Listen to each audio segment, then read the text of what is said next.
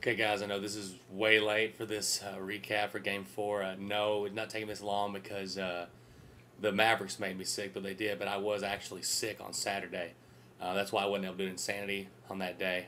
But I'll talk about that later. But so, better late than never, though, since the game's about to start in about an hour, Game 5. Stam said a lot about it, and a lot of Mavericks fans know. The last game, Game 4, was, if 06 hadn't happened, I'm borrowing from Stam's video, if 06 hadn't happened, that would have been one of the worst losses in Dallas. It probably is one of the worst losses as a Mavericks fan to see. But we've seen this movie before, and many of us think we know how it ends.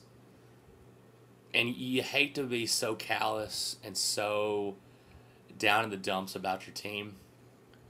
But when you see a performance like that, it disheartens you as a fan, and you wonder where this team can get up and respond after that.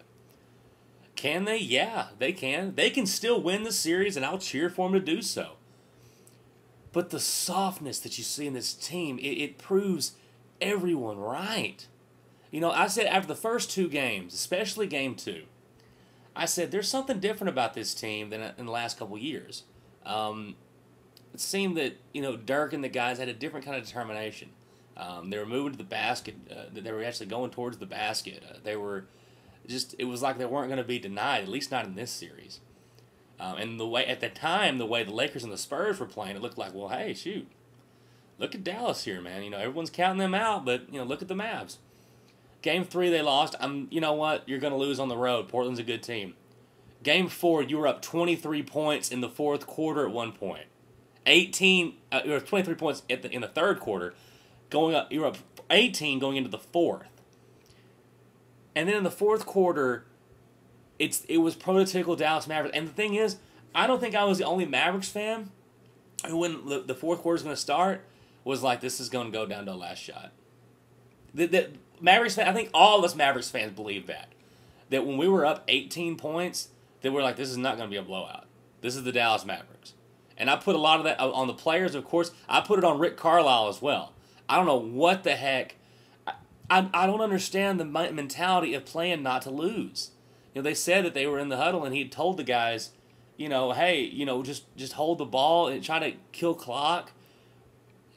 You cannot kill an entire quarter in the playoffs.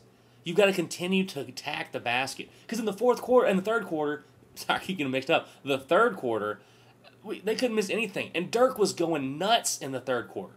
In the fourth quarter, he was 1 for 3. The superstar on the team took 3 shots.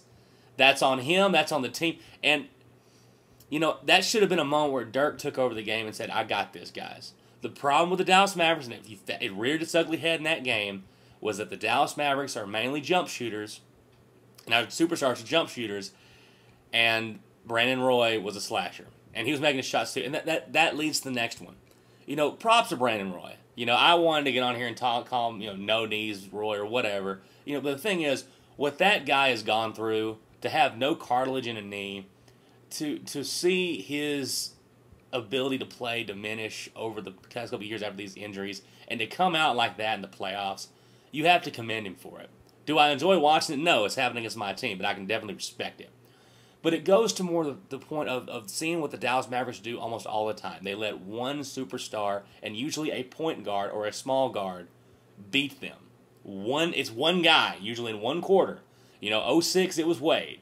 Then it was Baron Davis. Then it was Chris Paul. Then it was Tony Parker. And now and in that game it was Brandon Roy. And it was in that fourth quarter. You know what? And I'm okay with the Mavs giving up points to Portland in the fourth quarter. Portland's a playoff team. They have to get points. They're going to push the basket. What I couldn't stand was how poorly the Dallas Mavericks played on offense. I don't even care about the defensive side of the ball because you know what? They're going to score. But on the offensive side, the part that Dallas is supposed to be really good at, it was pathetic in the fourth quarter. So tonight, in just about an hour, or a little less than an hour, Game 5 will be here in Dallas. I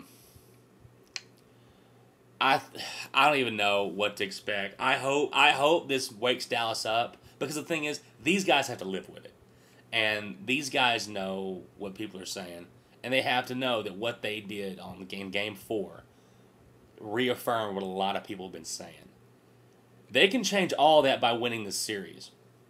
And they still have 2 games. The advantage is still towards Dallas, at least home court wise. Momentum wise is definitely not. So we'll see what happens. I'll be up. I'll have a video up later tonight about the game tonight. I'll try to find a place to watch it. Like I said, here in Austin, they're blacked out, so it's on NBA TV. So either we'll go out somewhere to watch it, or I'll find somewhere online or something. But I'll find the game some way. So it's hard being a Mavericks fan.